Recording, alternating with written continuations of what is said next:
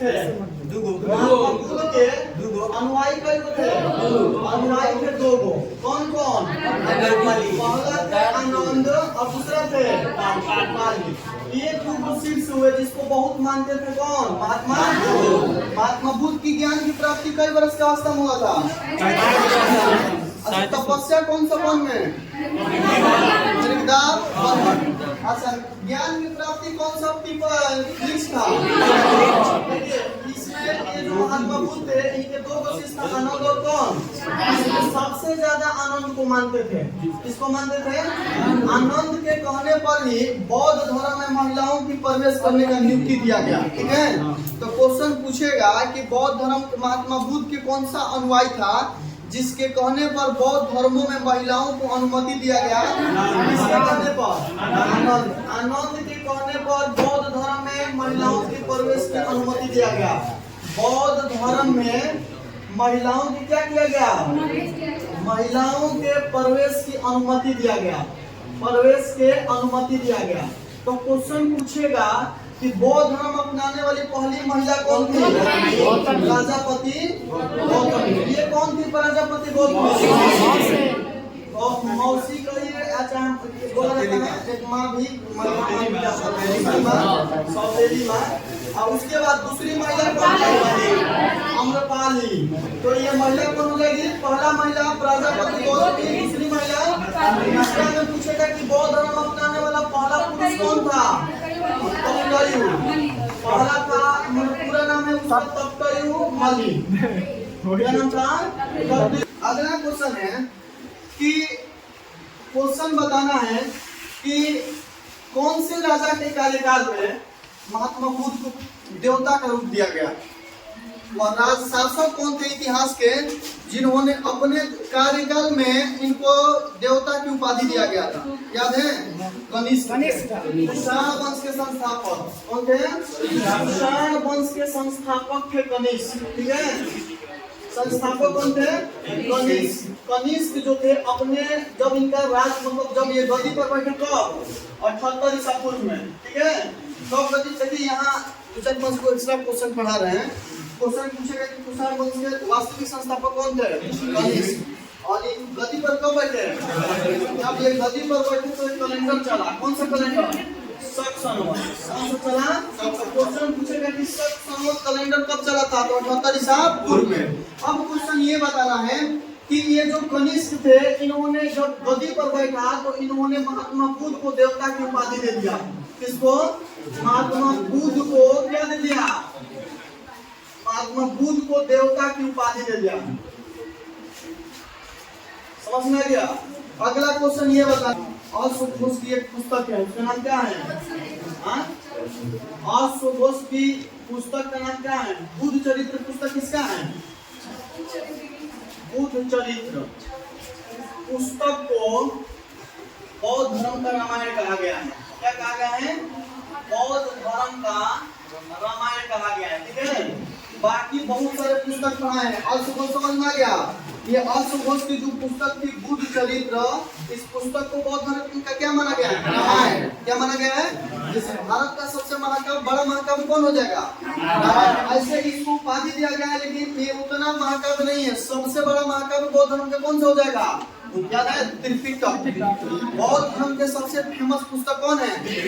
अब पुस्तक की बात किया जाएगा तो पहला पुस्तक जातक हो जाएगा, दूसरा पुस्तक ललित विस्तार हो जाएगा, ललित विस्तार हो जाएगा, तीसरा पुस्तक क्या हो जाएगा?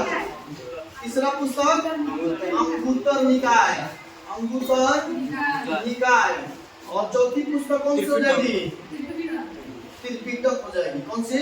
तो क्वेश्चन अलग अलग करके चारों पुस्तक से पूछेगा। ये तो एक याद रखिएगा आप अपने हिसाब से कि बौद्ध धर्म के रामायण किस पुस्तक को कहा जाएगा? बुद्ध चरित्र की पुस्तक है, मतलब अश्वघोष की पुस्तक है। उस पुस्तक का नाम क्या है? बुद्ध चरित्र। इसे बौद्ध धर्म का रामायण कहा जाता है। ठीक है, अब ये जो चार पुस्तक है ये पहले पढ़ा दिए हैं, लेकिन ये जो जातक पुस्तक है महात्मा बुद्ध के जीवन के पहले की 200 कहानी लिखा गया है। महात्मा बुद्ध के जन्म के पहले की कितने कहानी? पहले की 200 कहानी का चर्चा किया गया है। ठीक है, तो क्वेश्चन ये पूछेगा कि महात्मा बुद्ध के जन्म के पहले के 200 कहानी के चर्चा कौन है बुक में? जातक में। कौन सा बुक हो जाएगी? अब पूरा उनकी जिंदगी जीवनी किसमें लिखा गया है? यानी पूरा महात्मा बुद्ध की अगर जीवनी पढ़िएगा तो कौन सी पुस्तक होगी? ललित विस्तार। ठीक है। और जन्म के पहले की जो कहानी पढ़ा जाएगा अगर पढ़ना होगा तो कौन सी पुस्तक होगा? जातक। अंगुत्तर निकाय में क्या है? 16 महाजन पद। 16 महाजन पद का उल्लेख बौद्ध धर्म के कौन सी ग्रंथ में? अंगुत्तर निकाय में। और ये जो त्रिपिटक है ये बौद्ध धर्म के सबसे पवित्र ग्रंथ माना जाता है। ठीक है। क्या माना जाता है? पवित्र ग्रंथ माना जाता है। किस धर्म का? त्रिपिटक को बौद्ध धर्म का सबसे पवित्र ग्रंथ माना जाता है। और ये 3 पुस्तक से मिलकर बना होता है। सूत्र पिटक,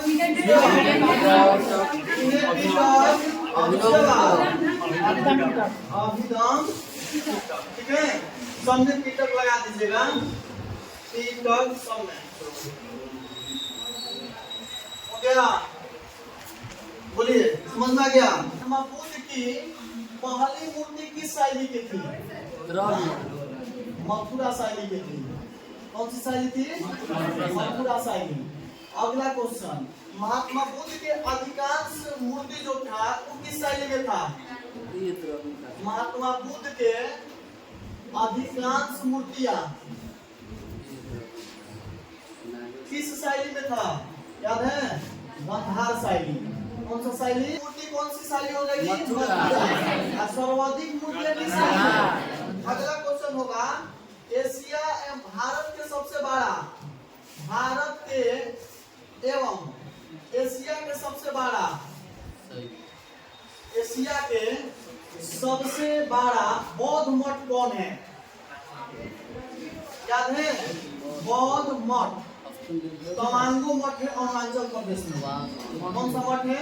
तवांगो मठ अरुणाचल प्रदेश में। कहाँ है? अरुणाचल प्रदेश में। ठीक है।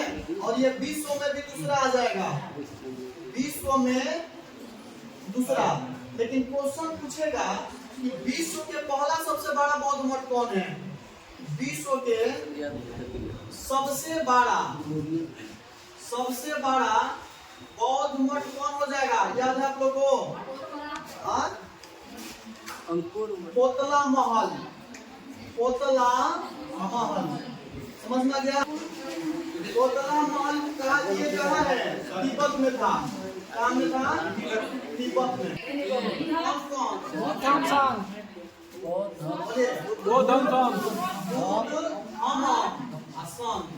तीन गो है। और जैन धर्म के भी कई था? सम्यक ज्ञान, सम्यक दर्शन, सम्यक आचरण। और इसमें भी है बुद्ध धम्म एवं संघ। बुद्ध धम्म एवं संघ। क्वेश्चन पूछेगा बौद्ध धर्म में सील कई गो है? बौद्ध धर्म में सील क्या होता है? नहीं मालूम है? सील कई हो जाएगा 10 को। यानी महात्मा बुद्ध जो थे अपने दरबारियों को 10 को काम जो था, ठीक है, त्यागने के लिए बोले थे। ठीक है। उसी को बोला जाता था सील। दर्शन कई पे है? दर्शन भी हो जाएगा 3 को। मतलब क्या क्या चीज के दर्शन करना उसमें महात्मा बुद्ध 3 चीज का वर्णन किए थे। अगला क्वेश्चन याद रखिएगा, बौद्ध धर्म में प्रवेश करने के लिए न्यूनतम उम्र कितना होना चाहिए? बौद्ध धर्म में प्रवेश के लिए उम्र कितना होना चाहिए? उम्र होना चाहिए 15 इयर्स। कितना होना चाहिए? 15 इयर्स। अब इनके जीवन से 3 घटना पूछता है। कभी क्वेश्चन पूछ देगा कि धर्म चक्र परिवर्तन क्या होता है, महाविनिष्क्रमण क्या होता है, महापरिनिवारण क्या होता है, गर्भ अवस्था का प्रतीक क्या होता है, जन्म का प्रतीक क्या होता है, गृह त्यागने का प्रतीक क्या होता है, सारथी क्या था, ये सब पूछता है। गर्भ अवस्था का प्रतीक चिन्ह क्या था? हाथी। किस तीर्थंकर का प्रतीक चिन्ह था? इसके बाद अगला पूछेगा जन्म का प्रतीक चिन्ह कमल। ठीक है। अच्छा, गृह त्यागने का प्रतीक क्या था? गृह त्यागने का घटना क्या था प्रतीक? घोड़ा। और इसको घटना की क्या कहते हैं? महाविनिष्क्रमण। इसको हर हाल में याद करना है। ठीक है। VVI क्वेश्चन है, कई बार के पूछा गया क्वेश्चन है कि कि बौद्ध धर्म में गृह त्यागने की घटना को क्या कहते हैं? महाभीम दुष्कर्म। क्या कहते हैं? महाभीम दुष्कर्म। ठीक है। अच्छा, इनके उपदेश को क्या कहा जाता है? उपदेश को कहा जाएगा धर्म चक्र प्रवर्तक। क्या बोला जाएगा? धर्म चक्र प्रवर्तक। और गृह त्यागने की घटना को प्रथम उपदेश को धर्म चक्र प्रवर्तक। कहाँ सबसे पहले उपदेश दिए थे? सर्वाधिक उपदेश।